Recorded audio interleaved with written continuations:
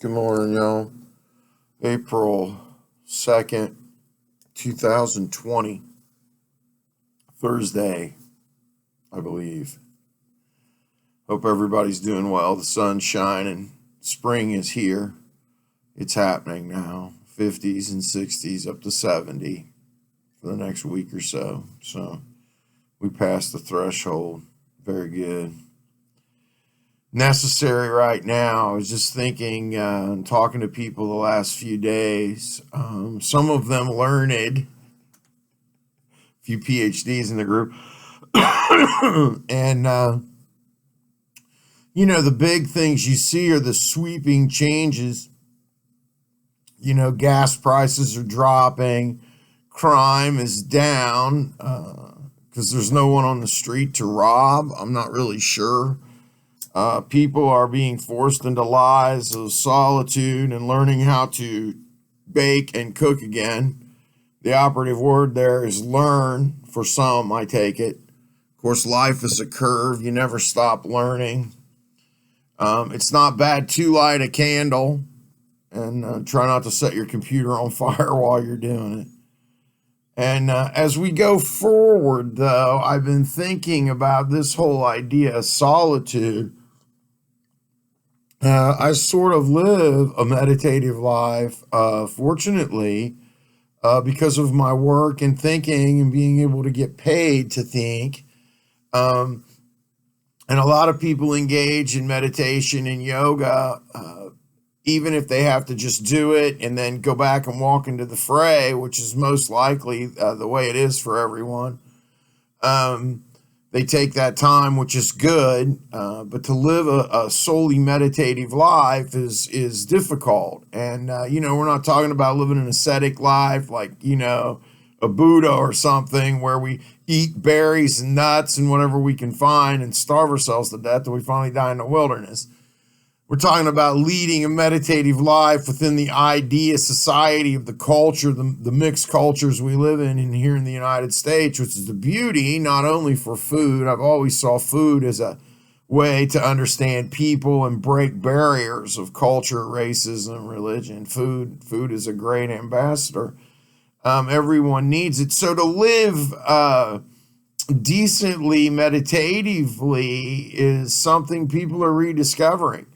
I remember as a young person, there were always people sitting around whittling. You hear terms loafing, with like negative connotations back in the day. Oh, they're a loafer or they're loafing and now that's sort of what you do when you don't have anything to do. Back in the day was loaf, so to speak. And no, not breaking bread, which many of you are trying to right now, and good luck with that. And nonetheless, these ideas of meditative thinking and flow, I always tell students, look at your hobbies, look at the things you love, find the things you do to have fun, that give you reward, that make you feel good.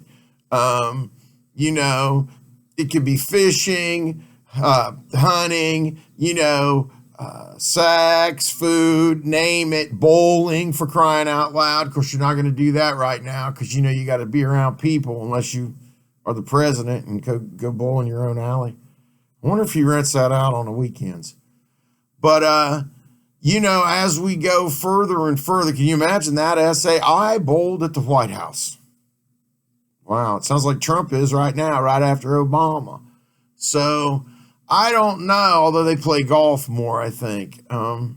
Idealism suits them because they like the environment, which is the one we're in now, is nothing ideal. Homeless people in the streets, people who have no self, no ability to take care of self mentally or otherwise. Meditation's out the window. It's day-to-day fighting over whatever they can get to eat and the drugs they can find. Many people just out of work and worse. Many people on drugs. Many people with mental disabilities have been released out of mental hospitals in the United States since the 80s. These sins go back a long way. A couple of the Republican senators are standing up talking about, unemployment needing reform since the 70s and all that. Yeah, we know, man. You guys have been in there the whole damn time. Just like bridges and roads needing repaired. 50% of bridges and roads in Ohio were in dreadful need of repair. States of disrepair for 25 years. Many still are. Yeah, Trump gave a little money, but all these things. Let's get to the big things. Poisoning the planet. Humans creating a disease like coronavirus. When we know antibiotics are on the evil human scientist who wants to take it a step further. It's even scarier than genetics. Humans playing God. We created this virus. We found it, created it, etc. Manufactured it, making misery. We can build a factory and make misery. I think it was Soul Asylum that said that.